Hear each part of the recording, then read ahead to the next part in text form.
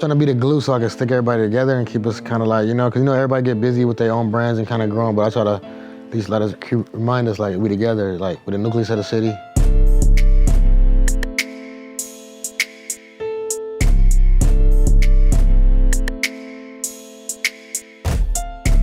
What's up?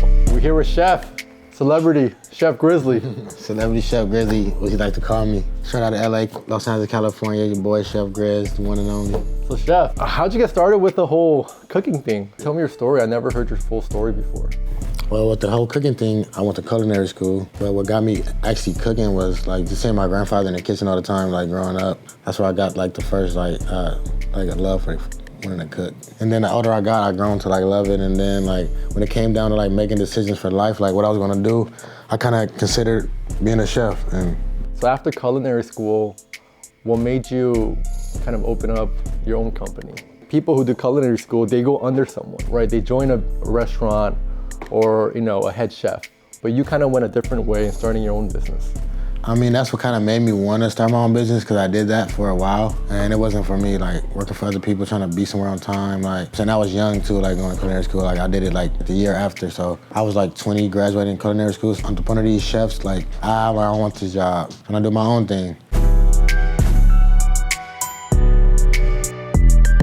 Started out kind of slow though. When I first started selling my business, I was selling plates out of my house to local people in my neighborhood. And it started kind of growing once I started networking and meeting different people outside. I got like an opportunity to cook at a strip club. Oh, crazy, which one? It was called V-Live LA. Okay, so you're like Future, but with food. Yeah, man, they got me at the strip club. When you say you started a strip club, did you have your truck at the strip club already? They had a kitchen inside there. Oh, okay. Inside the back of the club. I rented the space. They gave me a few months free, and then once things started flowing, they wanted me to pay, but I never really paid. So then they started doing like little kind of funny stuff, like, cause some people just trying to come get food. And they was still trying to charge them $20 just to get in the club. And then they come buy the food, they're like, so like, it was kind of like, I needed my own space. I started getting big kind of fast. Best street taco I've ever had in LA. So is that how you transitioned? You were like paying rent and then you got into... No, the strip club actually closed down. They actually sold the club. And then I didn't have nowhere to cook. And then my phone was just ringing so much, so I just had to figure it out. I ended up finding a car wash on Slauson. The guy let me like rent a little spot up in his car wash.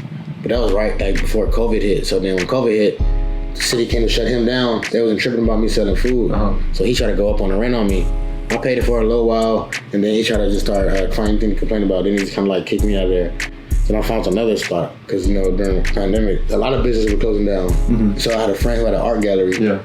So he couldn't pay the rent no more. He let me use his space. And he was doing some tricky stuff with the landlord. He was taking my money, wasn't paying the landlord. And then the landlord came to evict him. And I'm like, bro, what the hell? Like, I was paying the rent. Like, what's going on? Yeah. You ever see that movie Grandma's Boy? That's the intro to the whole movie is the homie's getting kicked out of his spot because he's been paying his homie to rent it. Every month, I give Josh hundreds of dollars of my money, and then he writes you a rent check. And then he's like paying hookers. You're a hooker! The money's going from him to the hookers. Not hookers, massage therapists. I've only seen that in the movies, so that's crazy. From that spot downtown, I started cooking at a church. There was a church in 54th. 54th and like 6th Ave. And then we knew the pastor. We had jumped that spot off for a couple of years. So I saved up enough to get a brick-and-mortar. On next to McDonald's. Yeah, on Washington. Yeah. Turned that place up. And then the lease came up. It wasn't a good spot either for parking and just the whole, like, what I had going on. Like, so then in that transition, I grabbed the food truck because I didn't know what was next. Throughout this time, were you building up your Instagram with the cooking, or you just kind of were doing it on the low? It was just building up like organically. Like I said, it was a kind of good product. It was good food, so people would just post and tell somebody else about it. Yeah. Like, and it was just growing like that. It's even a couple people I haven't even met, but I heard they have my food because when they come in, they'll send someone like to order a big order. Like Chief Keef, he ordered a lot of food. I never met him though personally, but he gets a lot of food. I talked to him on FaceTime, but he always orders food. They put a big order in. Who are some of the celebrities that come through? A lot of local LA, Ralphie the Plug, One Take Jade, Salins, Blue Bucks, the Babyface Ray, of course. Locals always supporting with the food. It's crazy how just food connects people. I have to say food, women, fashion, and drugs. It's gotta be a shirt. It's like the universal like language, like to exactly. Big plate from Chef Grizzly, I got nigga-itis. Good walking with the social, man, you gotta try this. I Since came you to started you the with bright merch, colors, I was feeling it kind of made your whole branding, it kind of tied everything together. Why did you start connecting merch with your food? I started trying to connect the fashion with the food because like my motto is you look good, you cook good. And I always been like to get dressed and like, you know what I'm saying? I like to get fly while I'm cooked. So I have a lot of out of town customers. So I want to have them something like some memorabilia or some kind of like a souvenir to go back home with. To have like this from Los Angeles, I want to get that food. Because you got the merch, you know, you got people rocking the merch, especially celebrities. Like, that's the full package. It's culture, not just food. Now you get the fashion, the food, get the seasoning now, you can do it at home. You got a juice brand. It's lemonade, so it's like you get a whole, like, it's a vibe.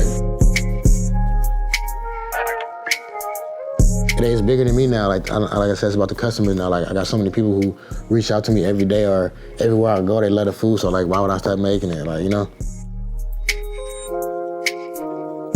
What's your ultimate goal with the company? You know, I got children, so hopefully I can groom them into the business and shit, just leave it to them for real. Well, I know one of my sons is gonna be into cooking for sure. And then hopefully I can gravitate one of my daughters, they're kind of young. If I could get them into the business, then yeah, I want to leave it with them, let them, you know what I'm saying, take it to the next level.